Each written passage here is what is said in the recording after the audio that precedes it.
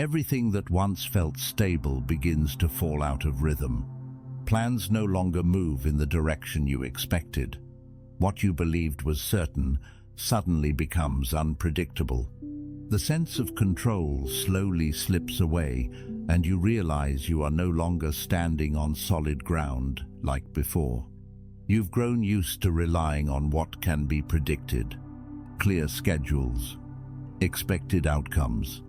But when things slow down or shift off course, uneasiness begins to surface. Not because you are weak, but because the foundation you relied on was never as stable as you thought. Answers don't come when you expect them. You wait, but all you encounter is silence. That makes you uncomfortable. You want clarity, you want to know what's happening. But the reality is, you won't always be given that knowledge, and that leaves you feeling lost.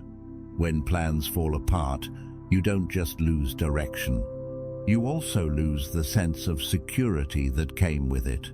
Everything you once arranged suddenly loses its value, and you begin to wonder if you placed your trust in the wrong place from the very beginning. You don't like uncertainty. No one does. But the truth is, life does not promise absolute stability. It is always changing, no matter how well you prepare.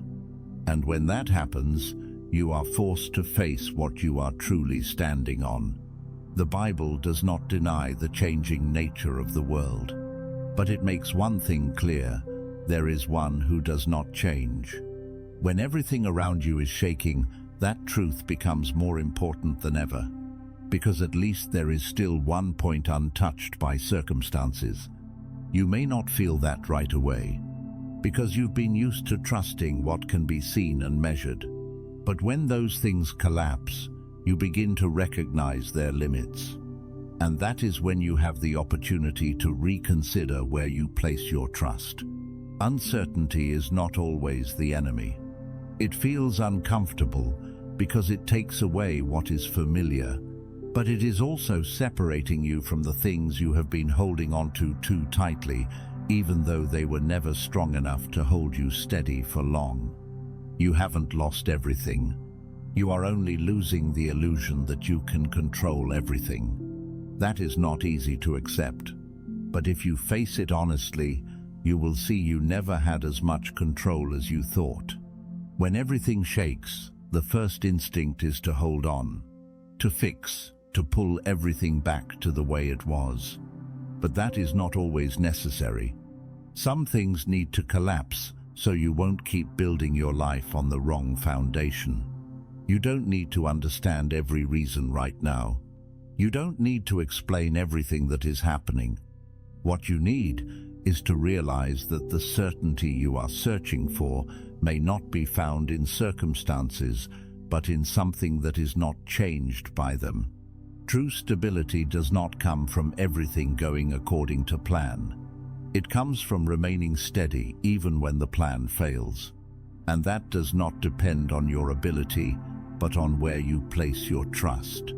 You can keep holding on to things that are already shaking, or you can accept that they are not strong enough. That decision is not easy because it requires you to let go. But if you don't, you will keep being pulled along every time things change. Faith is not formed when everything is clear. It is formed when you still choose to trust without seeing the outcome. When you have nothing certain left in your hands, that is when you have the opportunity to place your trust where it truly belongs. Not every moment of uncertainty is meant to destroy you. Sometimes it is simply removing what is unnecessary, so you won't keep living based on things that were never strong enough to hold you steady in the long run. When things feel comfortable, gratitude comes naturally. When work is steady, relationships are at peace, and finances carry no pressure, you don't have to try to say thank you. It comes quickly, gently, and without asking you to think much about its meaning. But when everything becomes tangled, gratitude is not your first response. You start questioning. You feel frustrated. You want to understand why this is happening. And when no clear answer comes, a sense of unfairness begins to creep in. You don't easily accept a situation you don't understand, especially when it directly affects your life. You want explanations, reasons, a clear logic. But life does not always operate in ways that make sense to you. In moments like these, gratitude is no longer a natural reflex. It becomes a conscious choice, something you decide to do, even when your emotions don't follow. And that is what makes it different from ordinary gratitude. The Bible does not ask you to see everything as good. It does not ask you to pretend that everything is fine. But it clearly says, give thanks in all circumstances. That means you are right in the middle of the difficulty, not standing outside of it. You don't have to feel positive to be grateful. You only need to acknowledge that your current situation does not control your faith. This is not easy because you are used to letting your emotions decide how you respond to everything around you. Gratitude in the dark is not denying reality. You still see the struggle, still feel the pressure, still know the problem exists. But you do not let it become the only thing that defines your thoughts and reactions. This is where gratitude becomes an act of faith. You don't do it because everything is okay, but even when it is not. You give thanks not based on circumstances, but on the belief that something greater is still at work. You don't understand everything, but you still choose to trust. Not trust in the outcome you want, but trust in the heart of the one who holds everything. This does not immediately change your situation, but it changes how you stand within it. This kind of gratitude is not light. It has a cost. It requires you to let go of the need to control everything. It asks you to accept that there are things you cannot resolve right away and cannot force to happen your way. You are not used to letting go of control. You were taught to take action, to fix things, to make everything better. But there are times when trying to control only exhausts you more because you are trying to hold on to what was never yours to control. When you choose gratitude, you are releasing part of that need for control. Not abandoning responsibility, but stopping the attempt to control what is beyond your ability. And this creates a space you may have never allowed before. In that space, you begin to feel a different kind of peace. Not because the problem disappears, but because you are no longer straining to hold everything together your way. You feel lighter, even though the situation remains the same. You won't always do this well. There will be times you forget, times you return to worry and control. That is normal. But each time you come back to gratitude, you are retraining how you respond to uncertainty. Gratitude in the dark does not make you weaker. It makes you steadier.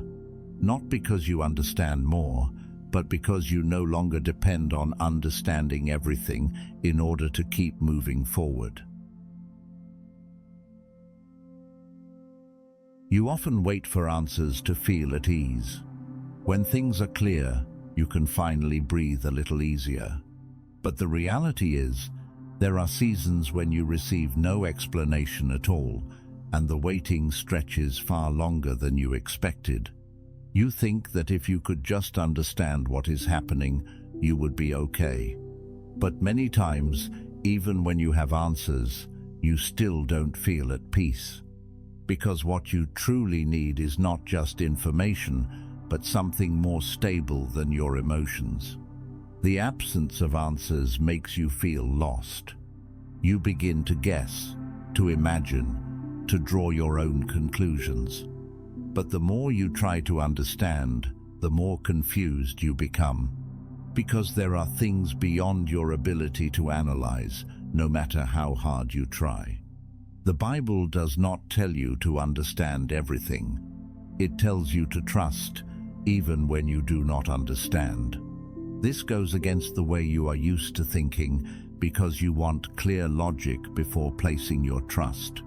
Trust is not based on seeing everything clearly. It is based on accepting that there is one who sees more clearly than you. And you choose to place your trust in him rather than relying only on the limits of your own understanding. You don't easily let go of your need to understand. You are used to using reason to control everything. But when you face things beyond your comprehension, you begin to see your limits more clearly than ever. Trying to understand everything is not wrong. But if you can only trust when you understand, you will always feel unsettled when answers are missing. And the truth is, you will never have enough answers for everything that happens in life. The peace that God gives does not depend on whether you understand or not. It comes before the answers. It exists right in the middle of not knowing what will happen next, and that is something you are not used to experiencing. When you choose gratitude in uncertainty, you are not denying reality. You still know things are difficult, but you do not let your current circumstances become the only thing that determines your inner state. You are anchoring yourself in a different reality, a reality that does not change with the situation. That God is still in control, even when you do not see it. That He is still good, even when your circumstances do not immediately reflect it. Silence makes you uncomfortable. You are used to quick responses, to clear signals. But God does not always answer in the way you expect. And that silence does not mean He is not at work. There are things happening that you cannot see. Not everything needs to be revealed right away. And not knowing does not mean nothing is happening. This requires you to trust more than you understand. You don't have to pretend to be strong. You can still feel tired, still feel the weight of it. But even in that state, you can still choose to trust. Not because you feel certain, but because you decide not to rely entirely on your emotions. True faith does not need complete information to exist. It exists right in the space of not knowing. And in that space, you learn to lean on something greater than yourself, rather than relying only on your ability to understand. When you accept that you don't need answers right away, you begin to feel lighter. Not because the problem disappears, but because you stop forcing everything to become clear on your timeline. And that is when peace begins to appear.